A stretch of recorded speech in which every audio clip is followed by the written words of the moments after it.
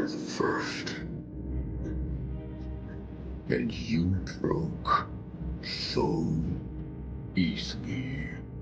You showed me what was possible, what I could achieve.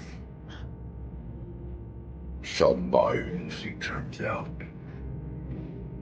simply do not belong in this world. They belong in mine.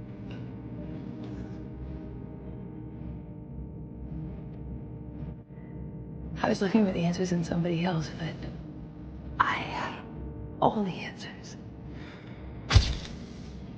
Just needed to stop being so goddamn scared. Scared of who I really was. Once I did that,